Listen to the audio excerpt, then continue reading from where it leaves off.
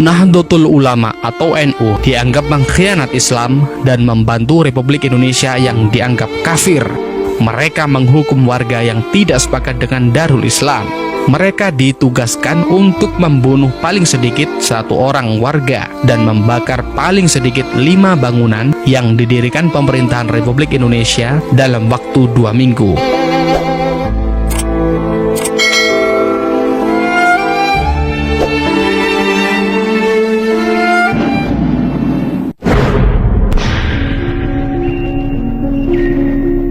Sepulang dari Bandung menuju Jakarta, Kiai Idham Khalid, Ketua 1 PBNU, menginap di Puncak. Tiba-tiba, gerombolan DITII menembakinya dari arah perbukitan.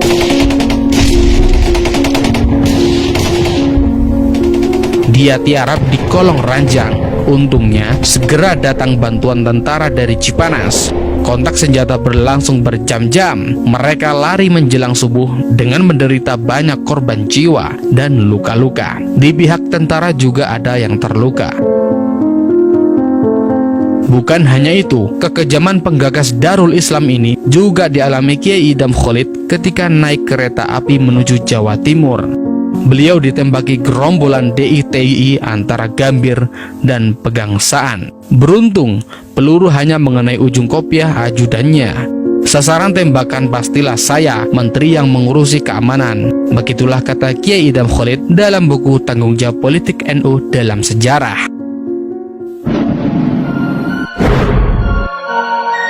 Dari tanggal 24 Maret 1956 hingga 9 April 1957, Kiai Idham Khalid menjabat sebagai Wakil Perdana Menteri merangkap Kepala Badan Keamanan.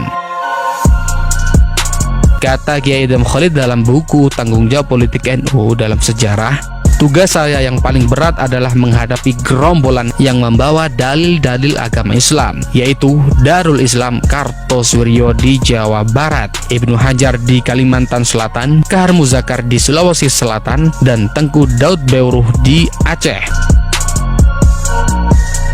Menurut Kiai Idham Khalid, DITII, sang penggagas Darul Islam ini merugikan umat Islam. Banyak umat Islam yang menjadi korban kekejaman mereka.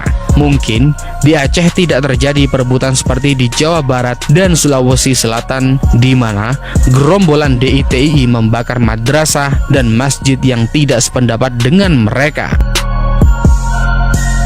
NU pun masih dianggap sebagai pengkhianat Islam karena keluar dari Masumi, juga dianggap musuh utama DITII. Mereka menganggap NU membantu Republik Indonesia kafir atau RIK.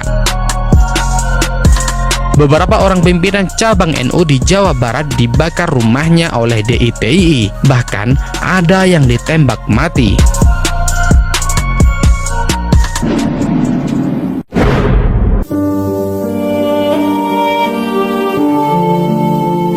Sejarawan Cornelis van Dyk mengungkapkan bahwa pada bulan Juli 1953, DITII melancarkan aksi serentak.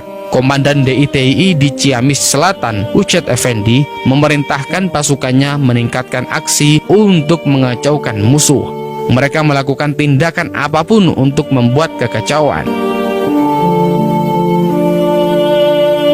Kata sejarawan van Dyk dalam buku Darul Islam, sebuah pemberontakan, Angkatan Kepolisian Negara Islam milik DITII ditugaskan untuk menghukum warga yang tidak sepakat dengan Darul Islam. Mereka ditugaskan untuk membunuh paling sedikit 1 warga dan membakar paling sedikit 5 bangunan yang didirikan oleh pemerintahan Republik Indonesia dalam waktu 2 minggu. Ancamannya, bila ada anggota yang gagal melakukan aksi ini, akan dituntut secara hukum.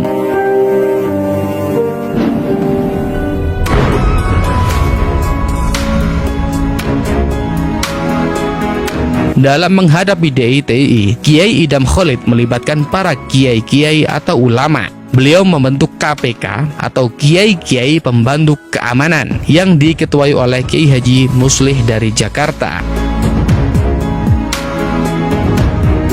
Anggotanya ditunjuk 1 orang dari masing-masing wilayah di mana terdapat pula DITII.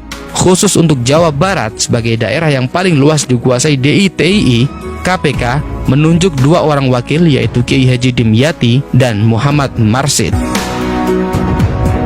Anggota KPK lainnya antara lain Kiai Haji Baidowi Tafsir dari Jakarta, Kiai Haji Malik dari Jawa Tengah, Kiai Haji As'ad Syamsul Arifin dari Jawa Timur, Kiai Haji Ahmad Sanusi dari Kalimantan, Kiai Haji Zahri dari Lampung, Kiai Haji Yusuf Umar dari Sumatera Selatan, Kiai Haji Kahar Ma'ruf dari Sumatera Tengah, Tengku Muhammad Ali Panglima Pulen dari Aceh dan Sumatera Utara, dan Kiai Haji Abdullah Yusuf dari Sulawesi.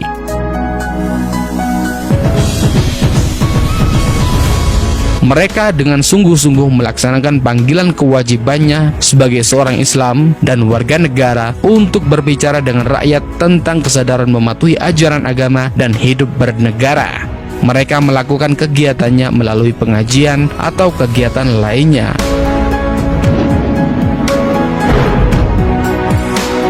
Panglima-panglima militer di daerah tersebut gembira dengan adanya KPK. Dalam setiap peninjauan maupun operasi militer, mereka selalu mengikut sertakan KPK. Di daerah yang berhasil dikuasai, sang kiai memberikan ceramah kepada rakyat. Mereka juga memberikan penyadaran, memberikan nasihat kepada anggota gerombolan DI/TI yang menyerah. Mereka sama sekali tidak diganjar dengan nilai penghasilan tertentu.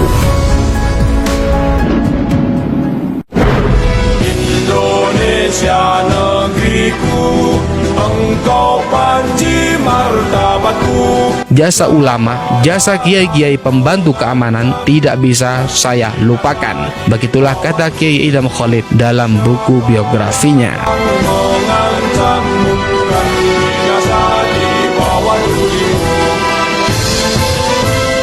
Itulah kekejaman dan teror DI/TI terhadap NU. Bagaimana Anda memaknai peristiwa ini? Salam mata hati pemuda, salam jas merah.